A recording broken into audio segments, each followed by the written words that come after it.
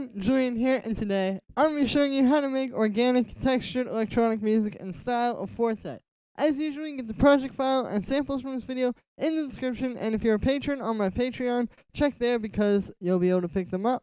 And yeah, let's dive in. So the first layer that I have here is this little shaker thing. It sounds like this. And so the way that I made this was I took this sample. It was this thing from like an old vinyl break. Let me see if I can find it. There we go. So I took this, and then what I did was obviously I warped it into time with this, and then I put it on repitch mode. So that's why it's higher in pitch. It's just that repitch mode is kind of like the most pure way to play through samples because it's the same thing as if I just took this sample and like turn the pitch up to change the time. Like you see how it's getting faster when I turn the pitch up?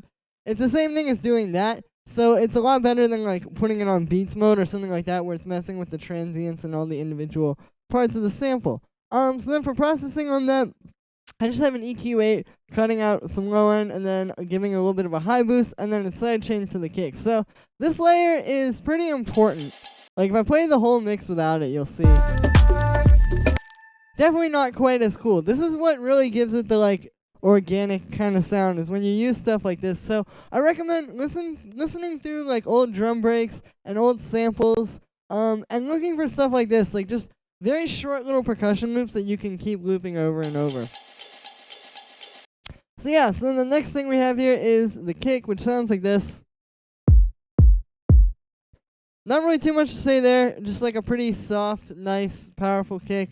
There's no processing, doesn't really need it. Fortet's kicks are pretty dry. And yeah, so the next thing I have here is this little clap / snare thing. It's two samples layered together. It sounds like this. So the first one we got is this little clap. And then we have this little snare underneath it. So it's kind of like they're doing two different things that come together to make one good thing. The snare is doing like the impact, and then the clap is a bit softer, but it's adding texture and character to the whole thing. Like without it, you can hear it's pretty bland. It's a nice rim shot and a nice kick and nice drums all around, but when we add the clap in, it just gives it that like extra kind of element. So the next thing I have here are these break chops, which sound like this. So the way that I made these was very similar to the process with the vinyl shaker thing. Basically, I took some chopped up parts of a drum break and put them in this rack.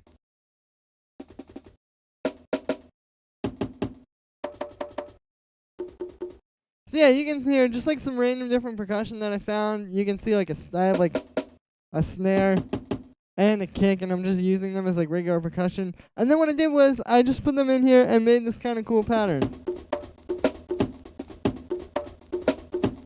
And you can hear there are some kind of like weird parts like this. Or excuse me. This part, I believe. Well, one of these is a little bit strange.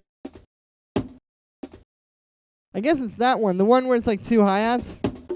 You can hear like kind of some weird stuff going on. That's okay. Like this is kind of the goal of doing this, is that you get all these weird things happening because the samples aren't just one hit. There's like an extra hi-hat, for example, on that one. So this is a good way to do this. Essentially, if you take these different pieces of a drum break, and like I said, even if you leave like one of the extra hits after the one that you're trying to get, it just adds this cool stuff because the percussion starts like really all combining together to make something interesting.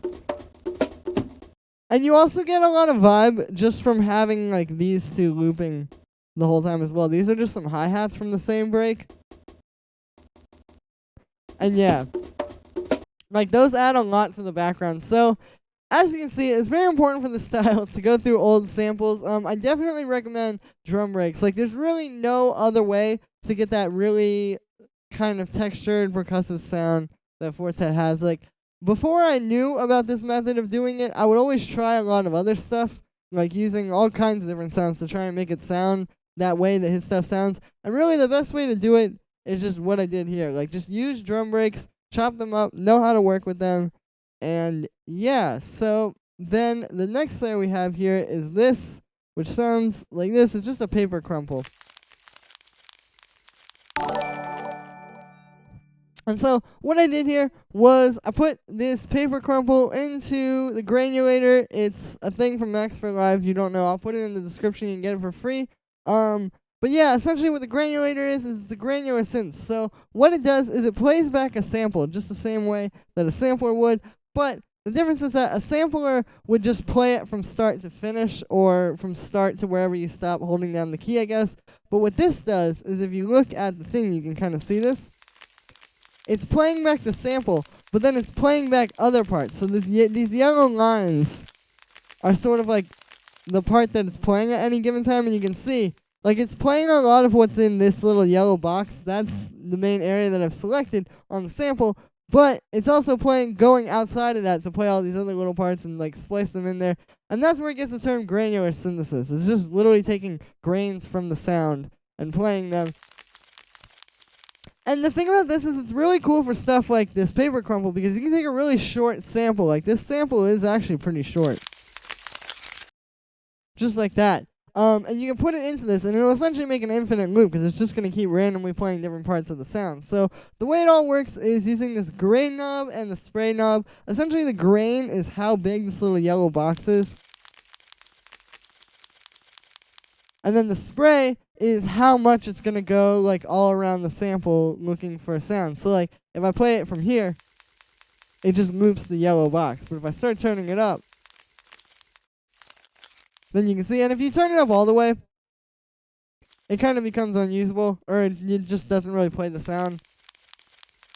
But yeah, so this is a really good way to create percussion. Like, I definitely recommend doing this. This is another thing I think Fortet probably does quite a bit. You'll see granular synthesis. Actually, I used it quite a bit throughout this. But definitely putting, like, paper crumpling or just really any kind of, like, noise sample like that into a granular synth is a really cool way to create some background texture. So yeah, so then the next layer we have here is this. It's actually the Ableton C78 chord kit, and it's playing this. So Fortet uses the C78 sounds a lot. Like, pretty much everything from, like, this little cymbal to the kick, even the snare, and especially these little toms. He uses a ton in his music. Like, I think he really likes this, and I understand why. Like, it's a cool drum machine. It has some really interesting sounds.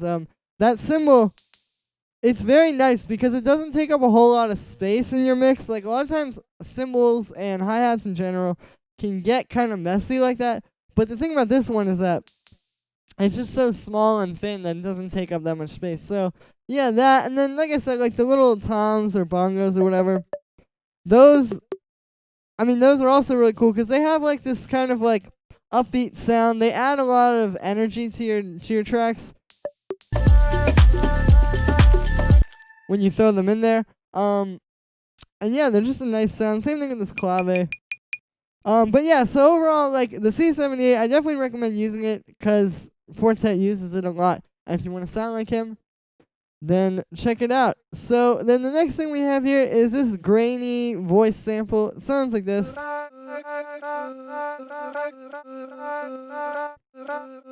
So this is kind of like another good example of what you can do with granular synthesis. What I did was I took this little vocal sample, just something I found, and I put it into a granular synth. And you can see it's literally just playing this one note. I put it on B. The original, I guess, was B, like at C. But you can hear just by playing that one note, because there's the two notes in here, and it's doing the granular synthesis where it's jumping between all different parts of the sample. We get some really, really cool sounds. And I'm sure you guys have definitely heard Fortet use this technique a ton on a few of his albums, definitely the past few. this has been done quite a bit. Just putting any kind of vocal sample like this, but especially one that has sort of like multiple things to it. So like in this case, there are those 2 syllables for it to bounce around, so it'll kind of have more interesting things. But yeah, just doing stuff like this, I think, is another really good thing to do. It adds some cool melodics to your sound. And the thing is also, like, with all of this, you'll notice I'm trying to sort of like set it up and then see what happens. I think that's the right approach for a lot of this kind of sound design, where you're trying to do weird stuff. I think too often people try, and I mean, I'm guilty of this as well, try to sort of synthesize reality. And what I mean by this is, like, when we put this vocal sample into a granular synth, you get something new and fresh that you didn't expect. Like, exactly that combination of how it jumped around the sound, I could never just come up with that on my own. I would never just think of that. And so, I think too often, people think that to make this more complex kind of stuff, you have to be, you know, trying to synthesize every second of it. Like, for example, instead of putting this in the Granulator, somehow, magically, chopping up a vocal sample to sound that way, just without it. And really, that's not the case. Like, trying to do stuff like that, I found only really ever made me either frustrated or it just kind of like it never really happens that way. The way you have to approach this kind of sound design is like just trying things, and then if you find something cool, then there you go. You run with it. So that was kind of the idea here. So then for processing on that, I just have it sidechained to the kick, just to sort of keep the groove going. The thing is that Fortet, a lot of his sounds are actually pretty dry, because I think the way he samples, he's really getting, like, the art is really less in, like, processing the sounds and more in, like, the sounds that he's putting together and, like, you know, like that kind of thing, like, just sort of putting it together. So once, like, you have a sound, it's kind of like already sounding the way you want it to, if that makes any sense. So yeah, I just have the sidechain to the kick, and then the next thing we have here is the bass, which sounds like this.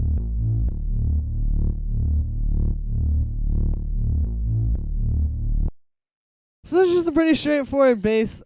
This range is pretty wide open. I've heard Fortet use a lot of different stuff for basses. A lot of times his basses aren't even like a bass like this. Like, he'll just have, you know, something kind of like some toms that have a lot of bass, or like a kick that has a lot of bass. Like, there are a lot of different things you can do. But I've heard him using these kind of basses as well. What this is, it's a re-space, if you don't know.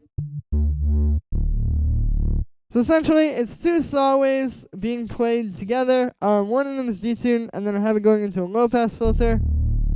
And that's how you get that movement. So then after that, I have a saturator, which is going pretty hard. You can see I have the drive at 12 dB. It's just adding a lot of texture to it. I've heard Fortet use a lot of re-spaces in his music, and he tends to go for like these more sort of like, it's almost like on the edge ones. Like, they're not super distorted, of course. Like, this definitely, you know, if we wanted to just turn up the drive there, we could do that and all. But with this one, it's like on the edge of being like really crazy. And I think that's the key. Like, he never just has like a clean re-space like this. It's usually got some kind of distortion on it to make it a little bit more powerful.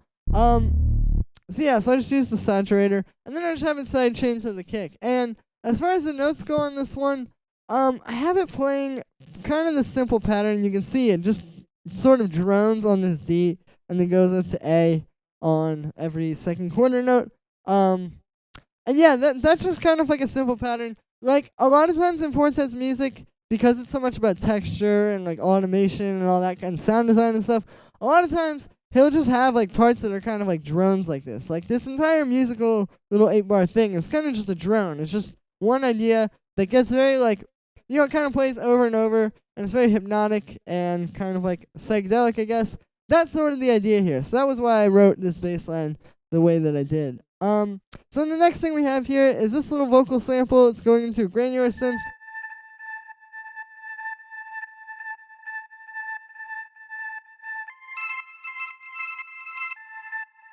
And yeah, this is just another extra layer.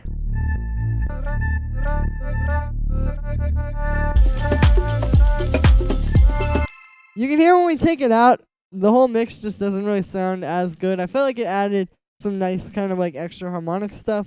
So this is just another vocal sample. This time I took a shorter one, just like that, and put it into this Granulator. And then I added a little bit of reverb on this one because it did kind of sound good with it. And since everything else is pretty dry, there was definitely room for at least one element to have some reverb. So that was what I did there. And then I have it sidechained to the kick. And then for the notes on this one, I'm just playing some pretty simple stuff, A. And then there's this thing here I will say is kind of interesting. Because what happens is, since these two notes, even though they're playing at the same time when the second one comes in, since they start at different times, the Granulator sort of takes that as like two separate things. And you can hear they're kind of like, like they're playing off each other. So that's kind of interesting. I thought that was cool. And then the last layer I have here is just this noise in the background. It's just like some vinyl noise, sounding pretty good. Of course, this music is very much about texture and like all this kind of stuff, so I wanted to add that in the background. And you can hear when I turn it off. It's actually pretty audible. Like, it is doing quite a bit. So that's going to be it for this video, guys. Make sure to let me know what you think of this video in the comments, and make sure to like this video, as well as subscribe. Thank you so much to everybody for watching this video. If you like the videos lately, like I said, make sure to let me know. Check out the sample pack from this video in the description, and check out my social media, which is on the screen. Thank you again, everybody, and I will see you tomorrow with another tutorial.